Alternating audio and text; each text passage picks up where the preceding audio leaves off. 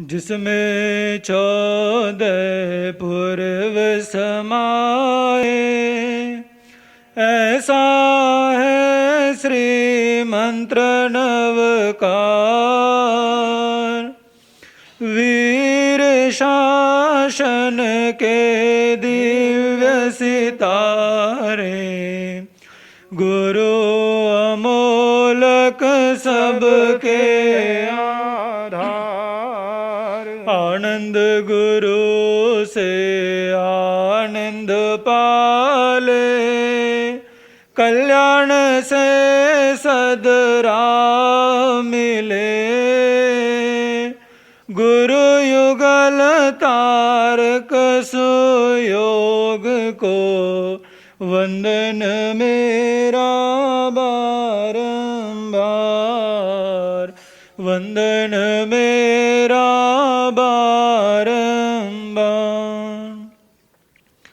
परम श्रद्धेय परम आराध्य पंच परमेष्ठी के चरणों में त्रिवार वंदन।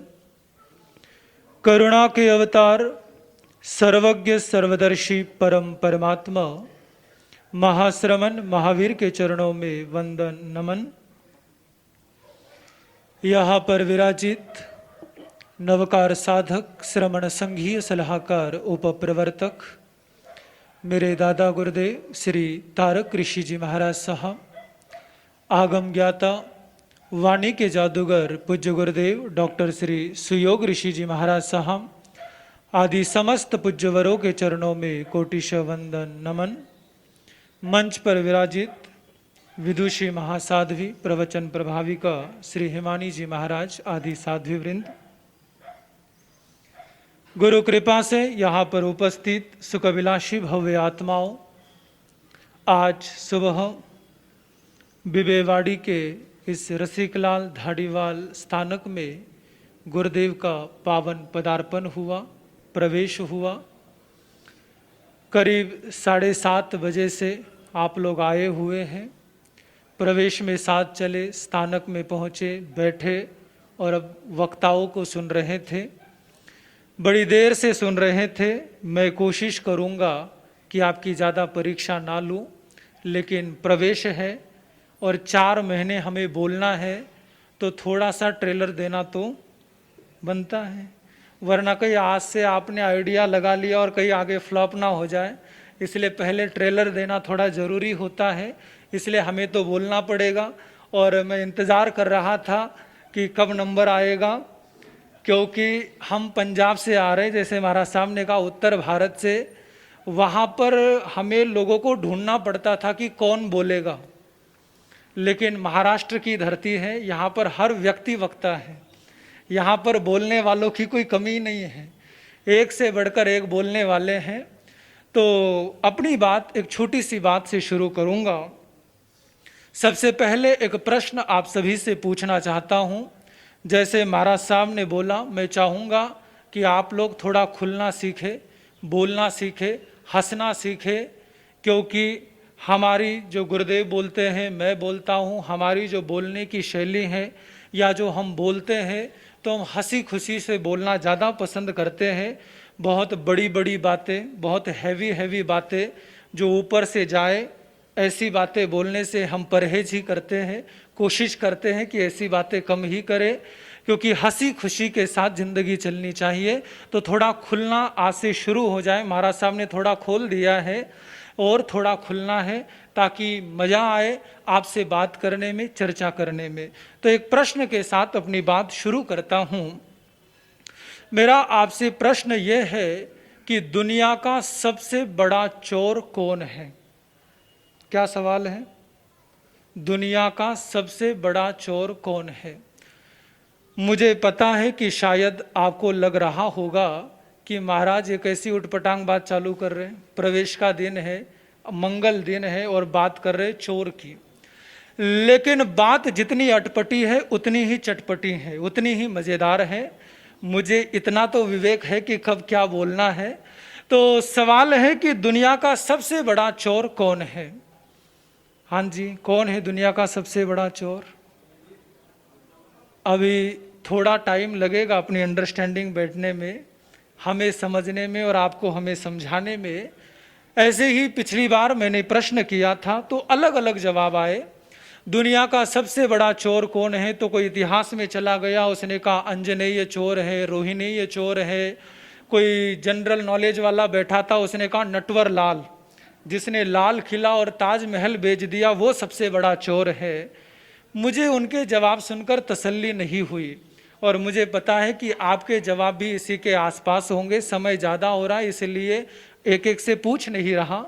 तो दुनिया का सबसे बड़ा चोर कौन है, तो मैं आपसे कहना चाहूँगा दुनिया का सबसे बड़ा चोर ना तो आंजनेय है, ना रोहिणेय है, ना नटवर लाल है, ना ही और आपके जितने गूगल पर नाम आते होंगे उनमें से कोई है। इस दुनिया में अगर सबसे बड़ा चोर कोई है तो वो है संत। संत से बड़ा चोर इस दुनिया में, बोलने से भी डर रहे हैं कि महाराज पता नहीं कहाँ फंसा दे। तो दुनिया का सबसे बड़ा चोर संत है। बात थोड़ी सी उटपटांग लग रही होंगी लेकिन अपने पॉइंट पर आता हूं, अपने मुद्दे पर आता हूं। संत सबसे बड़ा चोर होता है और चोरों के सरदार आपके बीच बैठे हैं। हम चोर हैं और हमारे सरदार आपके बीच बैठे हैं। तो संत चोर क्यों होता है, तो संत चोर इसलिए होता है क्योंकि दुनिया के जो चोर है वो वित्त को चुराते हैं, यानी वित्त यानी पैसा, मनी। तो जो दुनिया का चोर होता है वो वित्त को चुराता है, लेकिन संत आपके चित्त को चुराता है। चित्त यानी हृदय, आपका दिल। तो चोर वित्त को चुराता है और संत आपके, अब तो बोल दो मैंने बता दिया, संत आपके चित्त को चुराता है, हृदय को चुराता है। और जिसने हृदय चुरा लिया उसने सब कुछ जीत लिया। चोर को बार बार चोरी करनी पड़ती है, लेकिन हमें एडवांटेज ये है कि हमें एक बार ही करनी पड़ती है। हम एक ही बार चोरी करते हैं और एक बार जो व्यक्ति अपना हो जाता है फिर सोचने की जरूरत नहीं होती। चोर चीजें चुरा करके जाता है लेकिन वो एक दिन खत्म हो जाती हैं, लेकिन संत हृदय चुराता है तो जब तक जिंदगी रहती है उसकी दौलत कायम रहती है, उसकी दौलत हमेशा बनी रहती है। जो दूसरे चोर चोरी करते हैं तो उसे मारने के लिए हाथ उठाया जाता है, लेकिन हमारा प्रोफेशन ऐसा है कि जब हम चोरी करते हैं तो हाथ उठाए नहीं बल्कि हाथ जोड़े जाते हैं, चरणों में पड़ा जाता है। और इसीलिए मैंने कहा कि दुनिया में सबसे बड़ा चोर संत होता है, संत से बड़ा चोर कोई नहीं होता।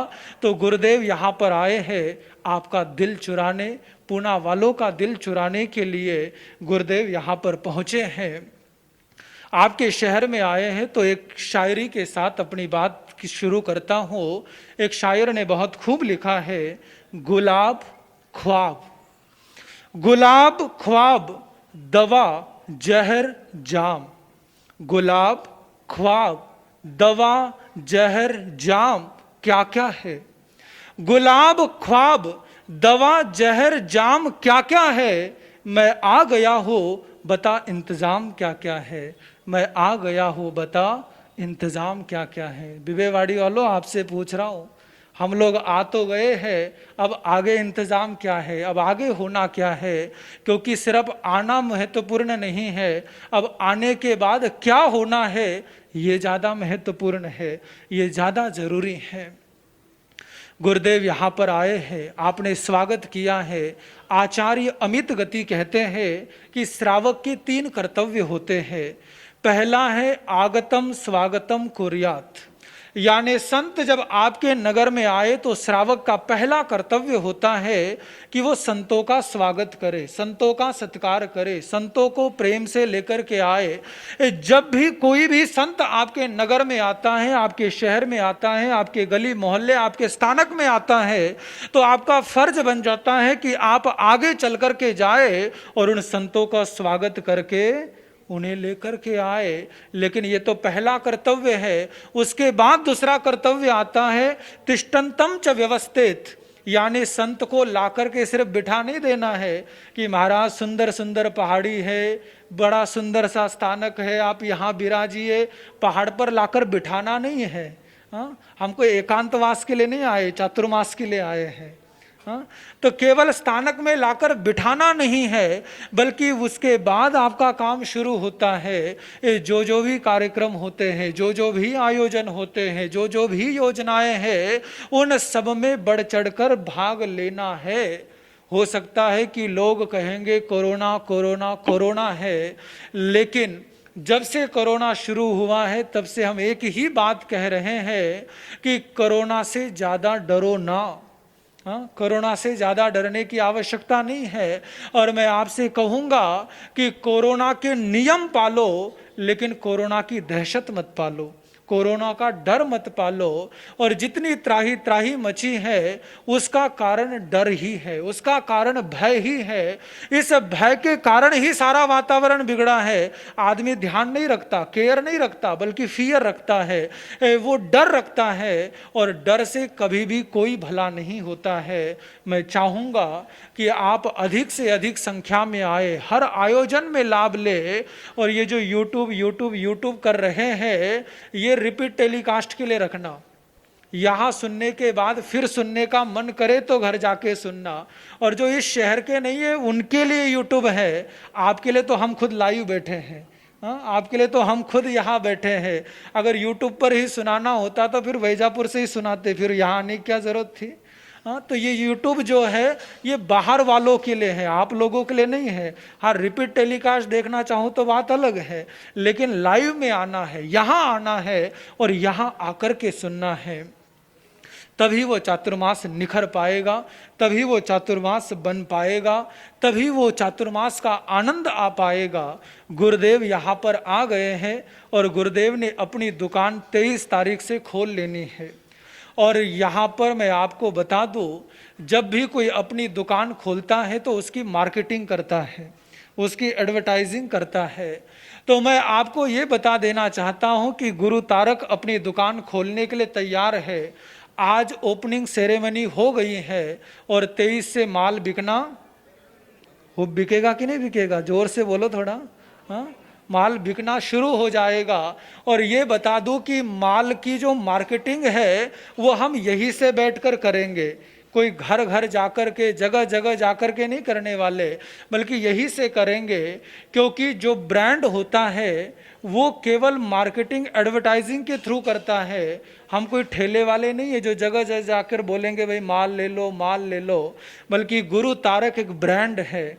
जैसे एप्पल का आईफोन होता है ना, उसे जगह जगह जाकर के बोलना नहीं पड़ता आईफोन ले लो, आईफोन ले लो, बल्कि लोग खुद आते हैं और उसे खरीदते हैं। तो गुरुदेव भी आए हैं अपना ब्रांड लेकर के और अपना माल आपके बीच रखेंगे। और इसकी गारंटी मैं देता हूँ कि माल एकदम 100% प्योर है, जेन्युइन है, मिलेगा, बहुत सुंदर मिलेगा। लेकिन उसके लिए आपको आना पड़ेगा, यहाँ पर पहुँचना पड़ेगा। और गुरुदेव यहाँ पर विराजित हैं। तो एक छोटा सा और डेमो दे दो। हम यहाँ पर सारे संत बैठे हैं, सबकी अलग अलग खूबियाँ हैं, सबके अलग अलग गुण हैं। लेकिन मैं आपको बता दूँ कि प्रवचन में अक्सर मैं और गुरुदेव फरमाते हैं, और गुरुदेव तो बैठे ही हैं जिनकी वजह से हम बोलते हैं। तो यहाँ पर ये जो हम हैं 3 तरह के डॉक्टर बैठे हैं। जो भी इलाज कराना चाहे वो वेलकम है, स्वागत है। 3 तरह के डॉक्टर हैं। हमारे जो बड़े गुरुदेव हैं गुरु तारक, ये है आयुर्वेदिक डॉक्टर, यानी जो बहुत जड़ से इलाज करते हैं।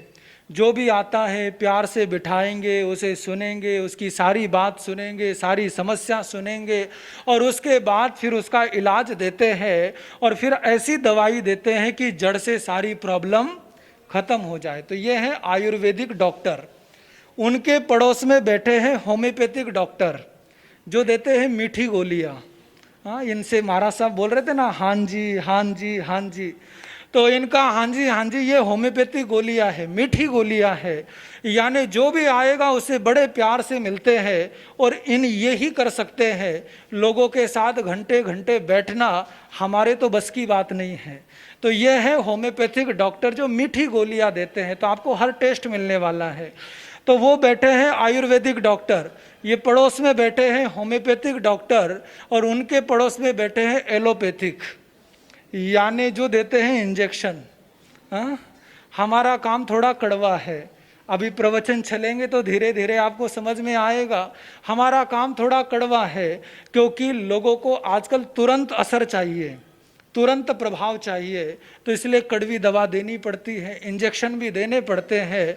तो हर तरह का इलाज है, जिसको जैसा चाहिए, जिसको प्यार से चाहिए, जिसको कड़वा चाहिए, जैसा चाहिए हर रस मिलेगा, लेकिन बस आपको आना पड़ेगा। और मैं ये बात दावे के साथ कहता हूं, एक बार आना आपका काम है। कितनी बार? एक बार आना आपका काम है, और बार बार आने के लिए मजबूर करना हमारा काम है। लेकिन एक बार आकर टेस्ट कर लेना, एक बार आकर के देख लेना, उसके बाद मन हो तो आना और मन ना हो तो मत आना। लेकिन इतना विश्वास हमें है कि अगर एक बार आओगे तो बार बार आना तय है, आओगे ही आओगे। लेकिन एक बार जरूर आए, एक बार आकर के जरूर देखे, तो धीरे धीरे संपर्क बनता जाएगा, जुड़ते जाएंगे, नज़ारे आपके सामने आते जाएंगे। साध्वी जी महाराज साहब आज इस प्रवेश में पधारे, जिनका नाम ही हिमानी है, यानी जो स्वर्ण की तरह है, चमकती हैं। ये प्रेम सुख परिवार की रिद्धिमा और हिमानी यानी प्रेम सुख परिवार की एक रिद्धि है, और जिस वजह से रिद्धि है ये वो स्वर्ण है। ऐसे स्वर्ण इनके परिवार में भरे पड़े हैं। तो ये यहाँ पर आए हैं और इन बहनों ने आकर के शुभकामनाएं दी है। तो निश्चित रूप से चातुर्मास बहुत खूबसूरत होने वाला है, बहुत शानदार होने वाला है, बहुत आनंद आने वाला है इस चौमासे में। तो इन्होंने शुभकामनाएं दी हैं, यहाँ पर पधारे हैं, उसके लिए उनका बहुत बहुत धन्यवाद करता हूँ। धीरे धीरे आपसे परिचय बनेगा। लोगों की ज़्यादा प्रशंसा करना मेरा मिजाज नहीं है, लेकिन फिर भी आप जो इतने लोग यहाँ पर आए हैं, आप सबका भी बहुत बहुत धन्यवाद है। और आपके संघ के सिरमौर जो यहाँ पर बैठे हैं, सब बात कर रहे हैं शोभा ताई की, सभी इतनी प्रशंसा कर रहे हैं, सभी इतनी बातें कर रहे हैं। और हम इनके घर भी गए थे, हमने भी देखा है, लेकिन अभी तो मिले हैं, अभी तो पहचान हुई है। गुणों की खान है, बहुत गुण है, दानी है, सब कुछ है, लेकिन ये सुना है, अभी जानने का वक्त शुरू हुआ है। आते रहेंगे, मिलते रहेंगे, बात होती रहेंगी, आपके गुणों से हम परिचित होंगे और गुरुदेव के गुणों से आप परिचित होंगे। और जैसे आपका नाम शोभा है, वैसे ही आप समय समय पर आकर इस चातुर्मास की शोभा बढ़ाती रहेंगी, ऐसी उम्मीद मैं करता हूँ, ऐसी कामना मैं करता हूँ। हमारे अध्यक्ष पोपटलाल जी और जितनी भी टीम है, गणेश जी, मानिक चंद जी, गुगले साहब, चंद्रकांत जी, ये सारे बहुत अच्छे लोग हैं। और मैं एक बात लास्ट में और कह दूं कि इतने शहरों में हम गए हैं, लेकिन इतने शरीफ लोग नहीं देखे। अब सवाल ये उठता है कि शरीफ दिखते हैं कि शरीफ है?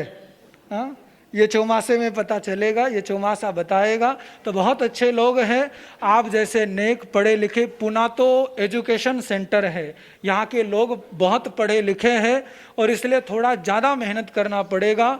अक्सर संत सिखाने आते हैं, लेकिन हम आपको जो सिखा है वो भुलाने आए हैं, तो थोड़ी मेहनत ज़्यादा करनी पड़ेगी, क्योंकि सीखे सिखाए लोग हैं।